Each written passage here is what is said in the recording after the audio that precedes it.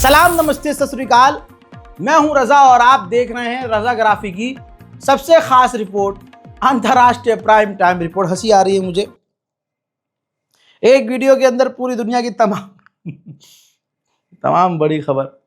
दोस्तों, क्या ही झांट जिंदगी है किसी व्यक्ति की कि कल तक किसी को गरियाए, फिर अगले कुछ समय बाद जो है उसको अपना दोस्त बताए। ये किसी और कॉन्टेक्स्ट में कह रहा हूं, कहीं और मत चिपकाइए। कहीं और मत चिपकाना यार। कंट्रोल उदय, कंट्रोल। दोस्तों, तालिबान एक ऐसा आतंकवादी संगठन है जिसे भारत खुल्लम खुल्ला आतंकवादी कहता था। भारत के अंदर ऐसे हिंदूवादी संगठन और हिंदू समाज हैं भारी तादाद में कि अगर मुसलमान को हिंदुस्तान में गाली बकनी होती थी कुछ समय पहले, तो वो कहता है चल तालिबानी है क्या, ओ तालिबानी। और यही मोदी सरकार का रिकॉर्ड निकाल कर देख लो। ये मोदी सरकार इससे पहले जो अफगानिस्तान की सरकार थी उसका सपोर्ट करती थी फुल और तालिबान का विरोध करती थी और तालिबान को आतंकवादी कहती थी। हालात कैसे बदले हैं आप ये देखिए।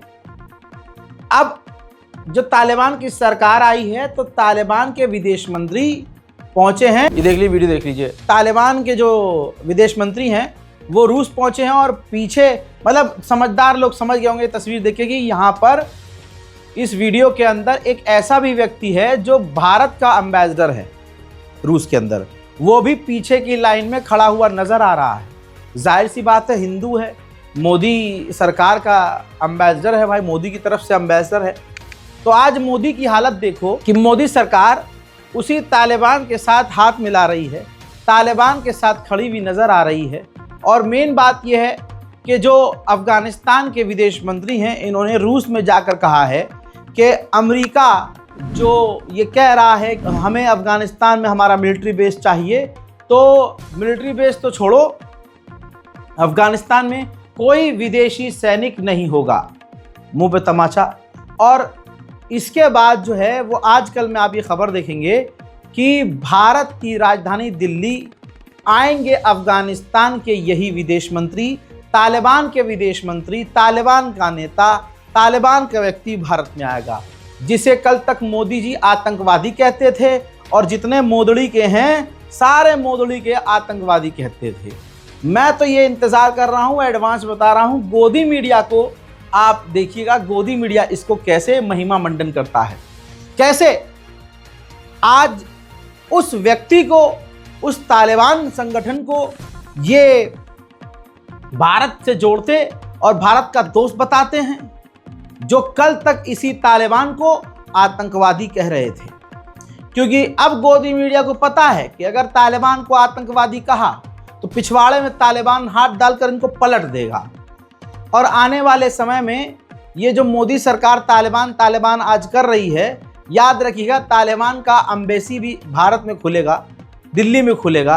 और जब दिल्ली में खुलेगा तालिबान की एम्बेसी, तो मोदी सरकार जो प्रॉफेट मोहम्मद सल्लल्लाहु अलैहि वसल्लम के खिलाफ काम कर रही है और ये जो आरएसएस और ये जो समाज है, ये मुसलमानों के खिलाफ जो आई लव मोहम्मद पर जो इन्होंने खेल खेला, मुसलमानों के घर तोड़े, जब भारत के अंदर ऐसी चीज़ें और होंगी और भारत के अंदर तालिबान की एम्बेसी होगी, तो आपको ये बात अच्छे से पता है कि तालिबान ये बर्दाश्त बिल्कुल नहीं करेगा।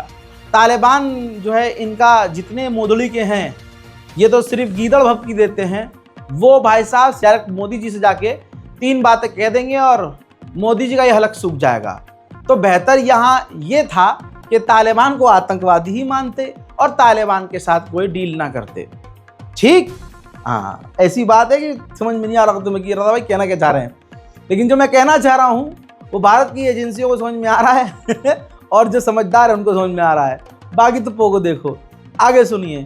मोदी सरकार सिर्फ यहाँ नहीं, मोदी सरकार ने पहली बार खुलकर तालिबान का साथ भी दिया है। जो बगराम एयरबेस जो मांग रहा है अफगानिस्तान के अंदर अमेरिका, पहली बार भारत सरकार, इसी मोदी सरकार ने खुलकर खिलाफ बोला है और अफगानिस्तान का साथ दिया है। कहा है कि इससे हालात खराब होंगे और विदेशी सैनिकों की जरूरत इस जगह पर नहीं है, हम तालिबान के साथ खड़े हैं। तालिबान ने जो कहा है कि हमारे यहाँ विदेशियों को कोई जमीन नहीं मिलेगी।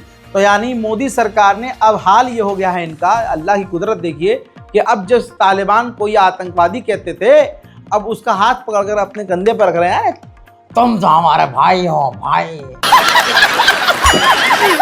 यूरोप ने रूस पर पाबंदी लगाई और भारत को धमकी दी कि तेल लेना बंद करो। तो मोदी सरकार ने गेम खेल दिया। मोदी सरकार ने क्या किया कि अब रशियन करेंसी लेना बंद कर दिया और पहली बार तेल के बदले भारत अब वहां रूस को चाइनीज करेंसी दे रहा है, यानी INR यानी इंडियन रुपीस नहीं बल्कि चीन की करेंसी में उसको पेमेंट कर रहा है, क्योंकि चीन से भी हमारे अब रिश्ते मोदी जी ने सही कर लिए हैं 56 इंच का छाती दिखाकर। यह होता है चाइना। चाइना हमारी रेल लगाए, अरुणाचल प्रदेश में कब्जा करे, तिब्बत पर अपनी दादागिरी करे, पाकिस्तान का हमारे ऊपर आतंकी हमले में साथ दे, लेकिन हमारे देशभक्त मोदी जी अपनी 56 इंच की छाती चीन को दिखाकर सीधा उससे दोस्ती कर लें। ला ला ला ला ला ला ला ला। उधर भारत के प्रधानमंत्री माननीय सर्वशक्तिमान सर्वश्रेष्ठ सर्वगुण संपन्न भारत के प्रधानमंत्री मोदी जी ने अपने दोस्त नहीं बोलना चाहिए भाई, ट्रंप ने क्या किया है मोदी जी की दोस्ती के साथ, मुझे रोना आता है।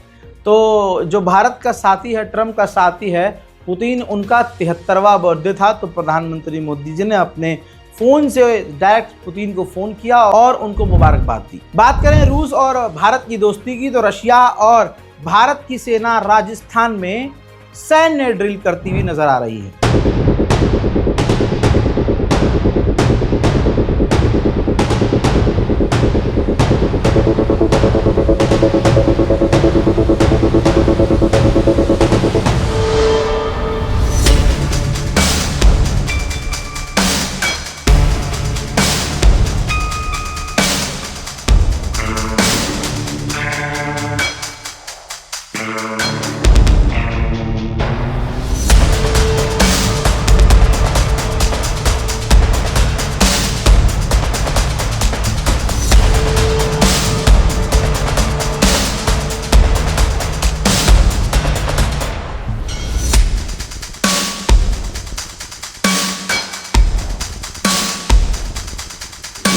वहीं पाकिस्तान और पाकिस्तान में रहने वाले आम नागरिकों के लिए बड़ी मुसीबत सामने इंतज़ार कर रही है, क्योंकि लश्कर ने और इस्लामिक स्टेट खुरासान ने दोनों ने आपस में हाथ मिला लिया है पाकिस्तान के खिलाफ। पाकिस्तान के अंदर आतंकवादी हमले और ज़्यादा बढ़ जाएंगे और आप देखेंगे कि अपने ही आतंकवादी संगठनों को जो पाकिस्तान ख़त्म नहीं कर पाया, उनके हमलों का इल्ज़ाम भारत पर लगाया जाएगा। अमेरिकी ऑफिशियल ने कहा कि ताइवान चीन की टक्कर नहीं ले सकता और न दे सकता है उसको टक्कर। उसको अपनी GDP का 10% हिस्सा ताइवान को अपनी सेना पर, अपने डिफेंस पर खर्च करना पड़ेगा, तभी वो चाइना से थोड़ा बहुत सामना कर सकता है, वरना तो हालात ख़राब होंगे। देखिए ऐसा होता है, यही सूअर की नस्ल जो अमेरिका है, ये दूसरे छोटे मोटे देशों को भड़काता है और कहता है अरे हम तुम्हारे साथ हैं, तुम्हारे साथ जुल्म हो रहा है, आगे बढ़ो, हम तुम्हारे साथ हैं।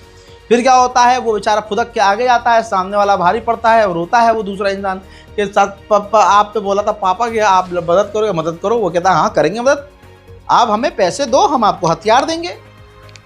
ये अमेरिका की स्ट्रेटजी है। आप अमेरिका का इतिहास उठाकर देख लो।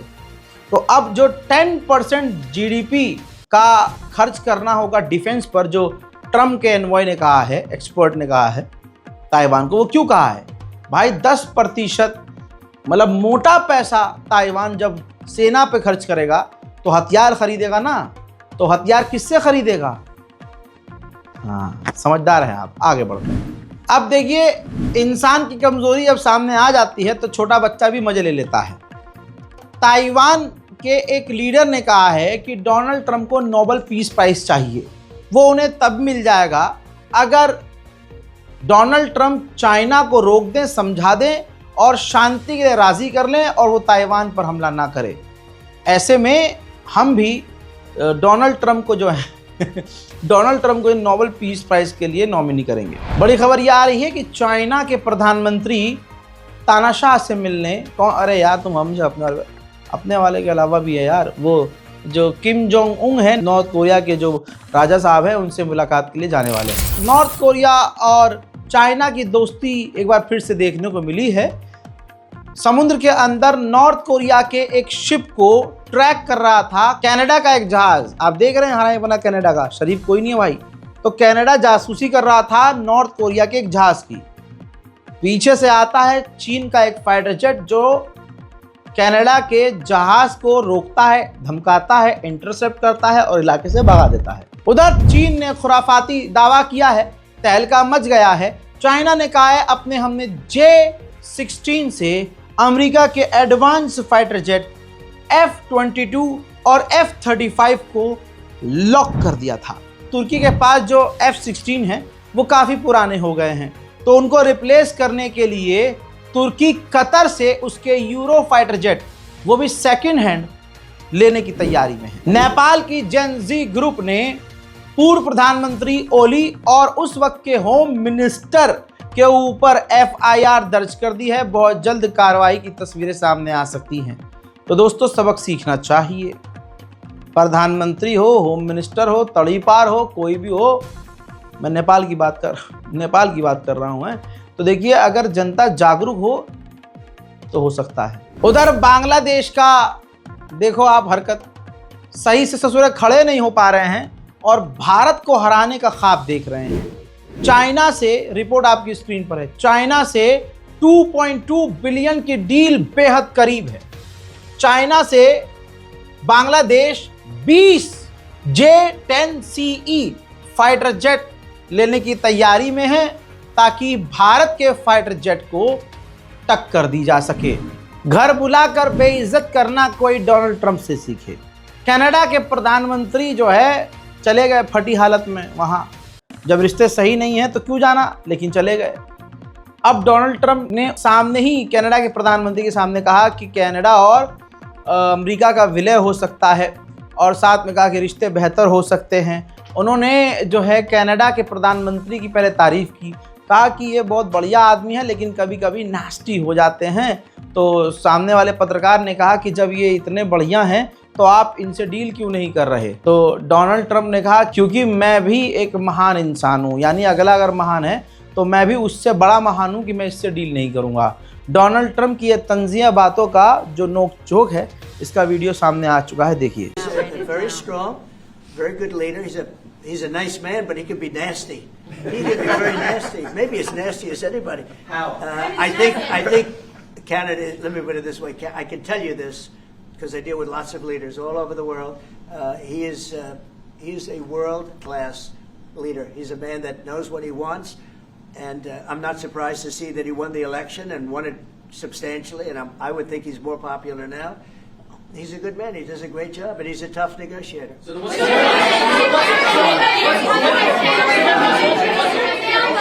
So then what's holding things up? If he's a great man and you want to do a deal with Canada, why aren't you? Because I want to be a great man too. Thank you very much. America की navy F-18 fighter jet का इस्तेमाल करती है, लेकिन America का मानना यह है कि अब ये पुराने हो चुके हैं, लिहाजा billions, multi billions of dollar Donald Trump की सरकार खर्च करेगी। दो कंपनियों को चूज किया गया है, बोइंग और दूसरी है नॉर्थरोप ग्रूममैन। ये दोनों कंपनी अपने अपने फाइटर जेट लेटेस्ट वाले मॉडल सामने प्रेजेंट करेंगी और डोनाल्ड ट्रंप चूज करेंगे कि बोइंग से या नॉर्थरोप से किस कंपनी के फाइटर जेट खरीदने हैं। पाकिस्तान के सिंध के इलाके का एक हादसा है, ट्रेन में धमाका हुआ, नहीं पता कि लोग कितने मरे हैं लेकिन घायल कई लोग हुए हैं। ये भी कंफर्म नहीं है कि ये हमला किसने किया, लेकिन पाकिस्तान की लगभग हालत हर जगह ऐसा ही है। उधर वेनेजुएला और अमेरिका की कंडीशन खराब हो चुकी है। डोनाल्ड ट्रंप ने वेनेजुएला से अब हर तरह की बातचीत जो किसी चैनल से थोड़ी बहुत हो भी रही थी बंद कर दी है, यानी अब हालात और ख़राब हो गए हैं। अमेरिका कभी भी वेनेजुएला पर भी हमला कर सकता है। डोनाल्ड ट्रंप ने कम से कम 80 बार ये बोल दी है बात, एक बार फिर से जितने मोदड़ी के हैं सबके मुंह में मूतते हुए डोनाल्ड ट्रंप ने कहा कि भारत और पाकिस्तान खतरनाक तरीके से लड़ रहे थे। मैंने टैरिफ की धमकी दी, ट्रेड की धमकी दी और धमकी देकर मैंने इस जंग को रोका जिस जंग में 7 फाइटर जेट गिराए गए थे और मेरी बात इफेक्टिव है, मेरी बात मानी जाती है। Nobody's actually seen anything like it. Would you shift your position on tariffs in response to whatever you Well, said? I mean, look, my positions turned out to, everybody said I'm right. They find billions of dollars that they didn't even know they had. Recently, they said they found billions of dollars and they couldn't understand. I said, check the tariff shelf. And they come in the next hour and they said, sir, you're right. It was from the tariffs. We're a rich, really rich country again. But more importantly, maybe influence. If I didn't have the power of tariffs, you would have at least 4 of the 7 wars raging. I used tariffs to stop wars. If you look at India and Pakistan, they were ready to go at it. 7 planes we shot down. They were ready to go at it. And they're nuclear powers. And I don't want to say exactly what I said, but what I said was very effective. They stopped. And that was based on tariffs. It was based on trade. Tariffs are very important for the United States. We are a peacekeeper because of tariffs. Not only do we make, hundreds of billions of dollars, but we're a peacekeeper because of tariffs. हजरात, फिलहाल अंतर्राष्ट्रीय prime time report में इतना ही। कैसी लगी ये report comment ज़रूर कीजिएगा, क्योंकि हमारी कोशिश होती है कि हिंदी उर्दू ज़बान के जो जानने वाले हैं, चाहे वो हिंदुस्तान के किसी भी कोने में हो, अरब में बैठे हों, गल्फ़ में बैठे हों, मिडिल ईस्ट में कहीं भी हों, अगर वो उर्दू ज़बान जानते हैं तो हमारे इस अंतर्राष्ट्रीय प्राइम टाइम इंटरनेशनल रिपोर्ट पर जब क्लिक करें तो उनको पूरी दुनिया की खबर आसान और सिंपल भाषा में मिल जाए। आप कौन से मुल्क से वीडियो देख रहे हैं ये, और कौन से शहर से वीडियो देख रहे हैं आप? अगर आप पाकिस्तान में हैं तो पाकिस्तान के किस शहर से, शहर का नाम और पाकिस्तान आगे लिखिएगा। ऐसे ही हिंदुस्तान के किस शहर और आगे शहर के नाम के साथ इंडिया ज़रूर लिखिएगा। इसी तरह से बांग्लादेश से अगर आप देख रहे हैं तो बांग्लादेश और बांग्लादेश के साथ अपने इलाके का नाम ज़रूर लिखिएगा, ताकि आइए कमेंट सेक्शन में ही एक दूसरे को जान लें कि हमारे जो व्यूवर्स हैं कहाँ कहाँ से हैं और एक दूसरे से कमेंट के ज़रिए भी कनेक्ट हो सके। जय हिंद।